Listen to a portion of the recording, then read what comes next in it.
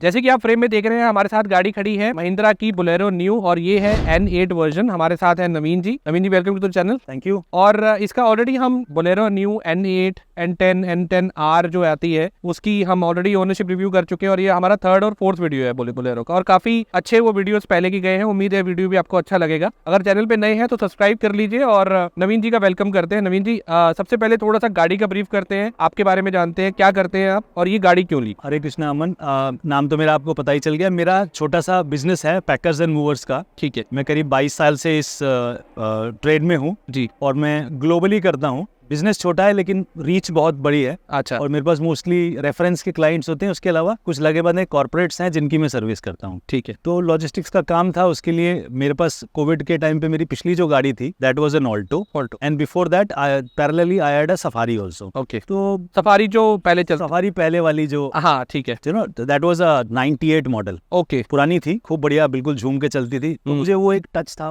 तो ladder on frame का शौक आपको पहले से ही है? पहले से है वो ठीक मुझे। है। तो ये इसीलिए ये भी आपने जो है लेडर ऑन फ्रेम, हाँ, रियर व्हील ड्राइव, हाँ, these were things I wanted. ठीक है। मुझे कभी भी वो हम रिलेट कर पा रहे हैं। ठीक है। मैंने ऑल्टो चलाई और दूसरी गाड़ियां भी चलाई, बिकॉज नहीं पसंद आई। ट्रांसपोर्ट से रिलेटेड काम है तो हम लोग कार्स भी रिलोकेट करते हैं। तो मैंने एक से एक हाई एंड कार भी चला के देखी है और जनरल कार्स भी चला के देखी है। ठीक है। So I knew what all these things is, what is engine, basic पता है मुझे। ठीक है। तो ये सब नॉलेज ध्यान में होते हुए I was looking for a car, जिसको मेरी ऑल्टो की वो कोविड के टाइम में 15 साल हो गए। ओके। तो I had to give that away. अब Right. मेरे पास गाड़ी नहीं। ठीक है। ऊबर में घूम घूम करके परेशान हो गया, तो एक गाड़ी तो लेनी है कैसे भी। गाड़ी पहले ही पसंद कर ली थी मैंने। अच्छा। लेकिन 7-8 महीने बीत गए लोन के चक्कर में।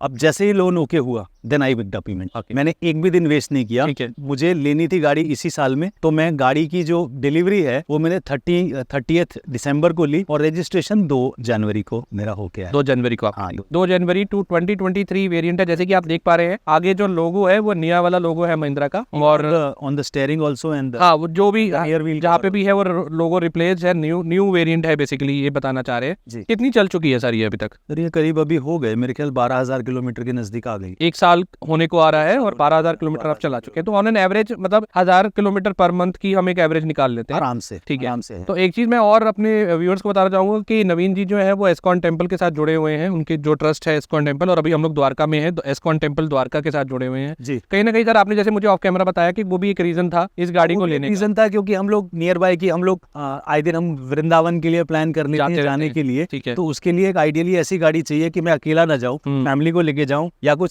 संघ के जो डिवोटीज होते हैं, भक्त होते हैं, जाना चाहते हैं, उनको संग लेके जाऊं। तो हमारा ग्रुप है तो हम लोग ग्रुप में जाते हैं जी। 3 कार 4 कार मिलकर के जाते हैं। या तो लगेज वगैरह रखने की प्रॉपर और- जगह रहे, 6-7 सीटर रहे। इसीलिए मैंने इस पे ऊपर कैरियर भी लगवाया।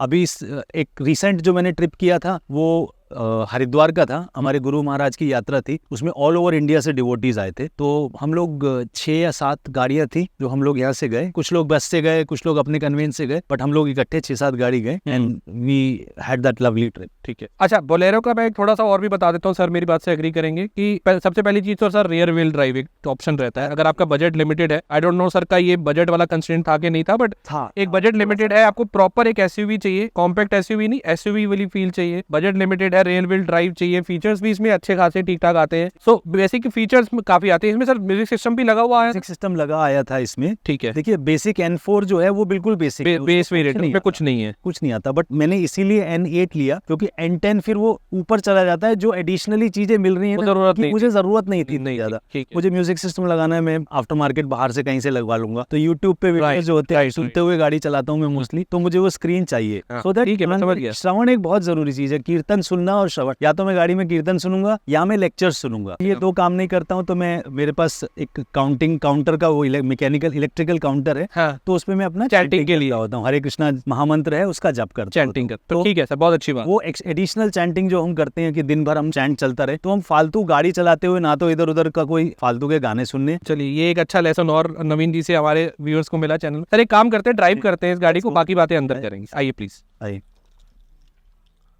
तो हम लोग अभी गाड़ी के अंदर हैं। तो सबसे पहले बैठते ही जो मैंने नवीन जी से भी बात की, थोड़ा सा यहाँ पर सीट एडजस्टमेंट नहीं होती है। तो सीट एडजस्टमेंट, अब जैसे मेरी हाइट है, मैं सीट पे बैठा हूँ तो मुझे ऐसा लगा कि थोड़ी हाइट को एडजस्ट करने की जरूरत है, या तो कंपनी हाइट एडजस्टमेंट इसमें दे दे। अब जैसे कि नवीन जी बता रहे हैं कि वो भी N10 में दिया हुआ है मेरे ख्याल। अच्छा उसमें आता है। I think so. ठीक है। बट इसमें नहीं है। हम लोग बेल्ट लगा लेते हैं, ये एक अच्छी चीज है। हाँ, ये ऑडियो, ये बेल्ट का इसमें दरवाजा खुला है, इवन हैंड ब्रेक खिंचा हुआ है, तीनों का ये ऑडियो वार्निंग आता है। वार्निंग आता है, ये बहुत अच्छी चीज है। तो सेफ्टी को लेके महिंद्रा ने जो है यहाँ पर कोई वो नहीं किया है कॉम्प्रोमाइज। सेंसर बहुत अच्छा है इसका। इसके ऊपर मैं कई बार अपना बैग रख देता हूँ जिसमें मेरा लैपटॉप होता है और कुछ सामान होता है। जी। थोड़ा सा वजन अगर ज्यादा उस पे तो वो बोलता है तो ये सीट बेल्ट बोलने लगता है सीट बेल्ट।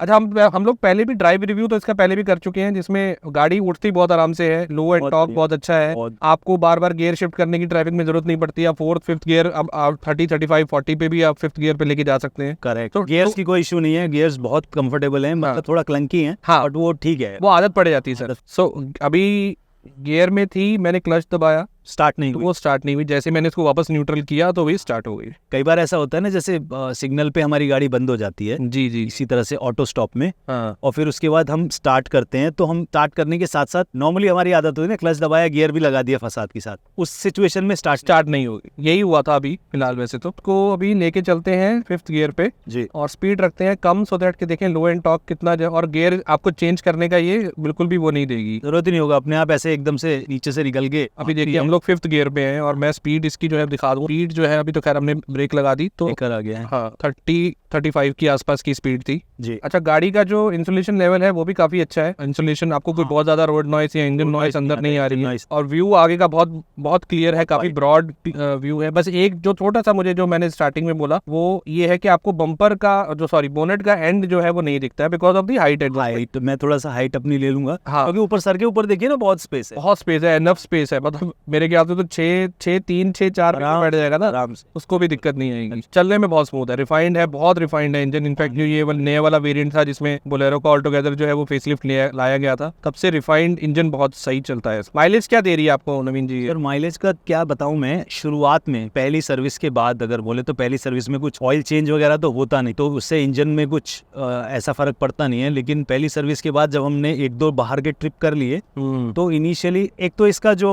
DTE है, डिस्टेंस टू एम्प्टी, वो एक फ्रॉड है बहुत बड़ा। वो एग्जैक्ट वैल्यू नहीं आपको बताता। 5 किलोमीटर ज्यादा ही बताएगा, मतलब अगर वो एवरेज आपकी दिखा रहा है 17.4, अभी करेंटली देखेंगे, मैं दिखाऊंगा, हाँ 17.4 दिखा रहा है, तो आपकी एवरेज 13 के आसपास। मुझे जो मिनिमम एवरेज आई है सिटी में वो 13 है। अभी भी करंटली जो एवरेज है last full tank to full tank 13 है। उससे पीछे जो मेरा आउट स्टेशन ट्रिप था हाँ उसमें मुझे 15 की एवरेज मिली, वो इसकी 10,000 वाली सर्विस के बाद। हाँ मैं सर्विस करा के ट्रैवल पे गया था। ठीक है। अब जब शुरू में ली थी तब मुझे इसने, जो मैंने टैंक टू टैंक में कैलकुलेट करता था, तब मुझे एवरेज आउट स्टेशन में 18 से 21 के बीच में मिली। ये आप टैंक टू टैंक बता रहे हैं? टैंक टू टैंक करता हूँ मैं उस टाइम MID पे कितनी दिखा रहा था? MID पे 21 दिखा रहा था, एक्चुअल आ रही थी 18, एक्चुअल आ रही थी 18, अच्छा 17 18 17 18। अभी जो एक्चुअल आ रही है, अब ये MID पे दिखा रहा है 17, अभी आती है 12 13 की रेंज।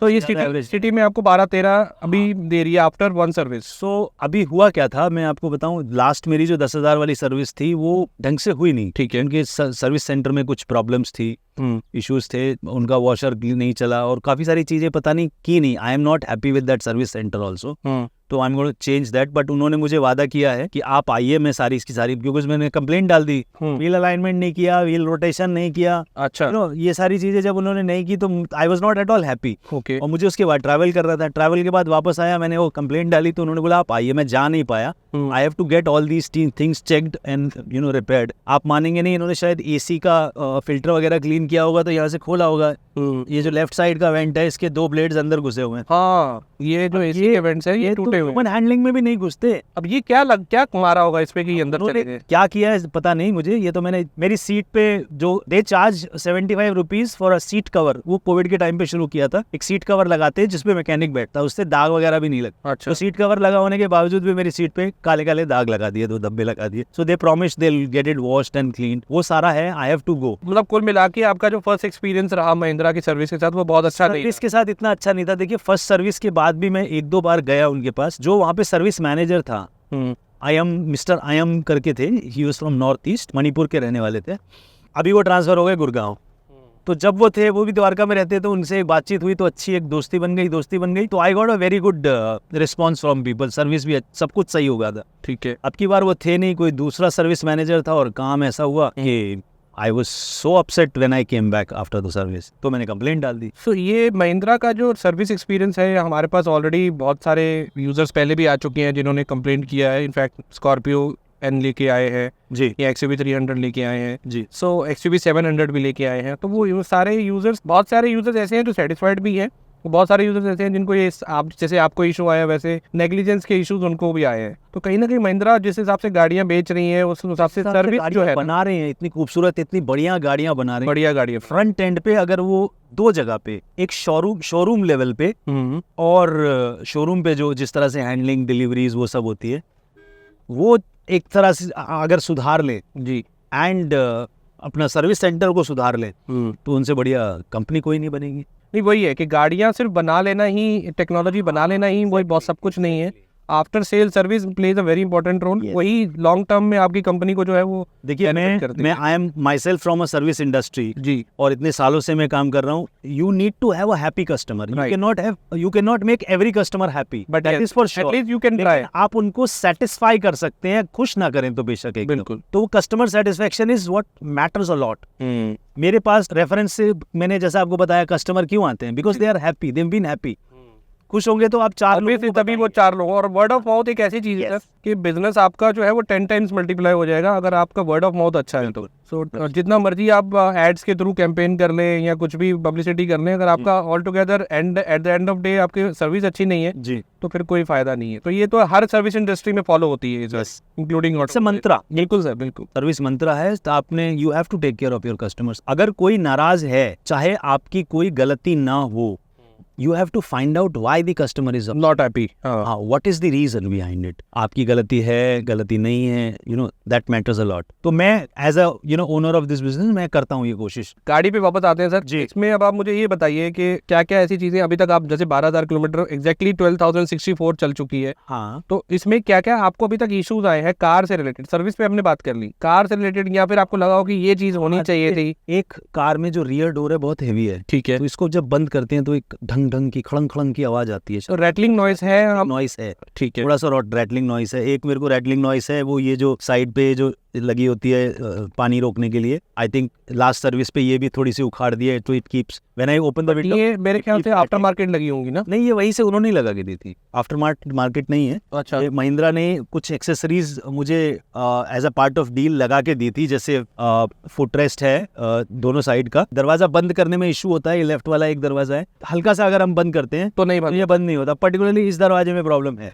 वो मैंने दिखाया, उन्होंने चेक भी किया था, बट इट्स स्टिल देयर। वो तब आती है प्रॉब्लम जब मैं किसी को बिठाता हूँ और कोई बंद करके, मोस्टली लेडीज के साथ होता है, वो बैठे और उतरे और बंद करके चले गए, उन्होंने बहुत ज़्यादा ultimately get out and get फिर से बंद करना क्लोज इट अगेन।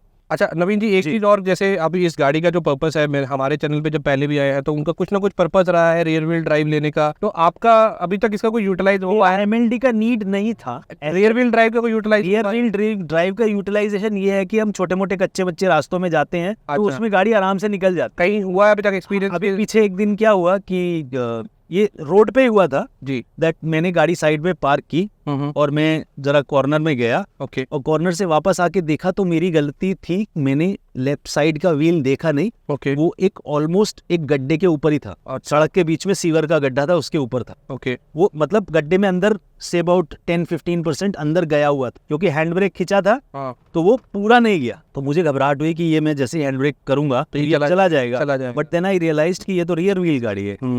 तो मैंने जैसे ही बैठा, मैंने स्टार्ट करके रिवर्स गियर डाला और उसको निकाला। तो हालांकि इसमें 15 इंचेस टायर आपको मिलते हैं, तो थोड़ा सा साइज के हिसाब से थोड़ा कम है मेरे ख्याल से, थोड़ा कम है, 16 इंच बड़ा होता ना, 16 इंचेस मिनिमम हो। 16 होता तो मजा आता। हाँ चलिए ठीक है सर, आइए बाद में इसको कंक्लूड करते हैं वीडियो को। sure. इस वीडियो को अब कंक्लूड करते हैं, और हमने सारे जो फीडबैक है वो नवीन जी से लिया, मेरी सारी रिक्वायरमेंट्स इससे पूरी हो जाती है। ठीक है। 2-4 छोटी छोटी चीजें हैं कि महिंद्रा अगर मे बी इसमें हमसे 1 लाख रुपया और ले लेता, और छोटी छोटी चीजें ऐसी कर देता, जैसे ये रियर व्यू मिरर है इसको ऑटोमेटेड कर देता, स्टीयरिंग से कर देता, तो वो आसान हो जाता है, मैनुअली खोलना पड़ता है, खोलना बंद करना पड़ता है, तो वो चीजें हैं। हुड बहुत हैवी है, हाइड्रोलिक होता, हाइड्रोलिक तो सर फिर एक नेक्स्ट चीज हो जाएगी, पर वो बहुत महंगा हो जाता है। वो ये फिर भी चलिए ओवर भी मैं मान सकता हूँ। इसमें एक समस्या और आई थी मुझे, इसका जो TPMS है, TPMS ने बड़ा तंग किया। एक बार जैसे टायर प्रेशर डाउन हो गया इसका, और उसके बाद मैंने टायर में हवा डलवा भी ली, उसके बाद भी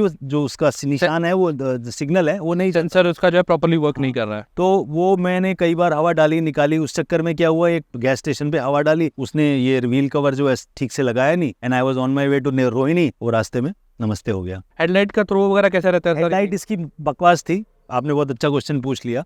बकवास थी हेडलाइट, मुझे हाईवे ट्रैवल में सपोर्ट नहीं कर रही थी। पर्टिकुलरली देखिए, नॉर्मल हाईवे यहाँ से मुझे आगरा जाना है तो हाईवे में लाइट बहुत है, बट लेकिन छोटे हाईवेज होते हैं जिसमें या आपको हाईवे से उतर के अंदर की तरफ जाना है जहाँ पे लाइट जाना है, नहीं है, में जाना है तो नहीं थी।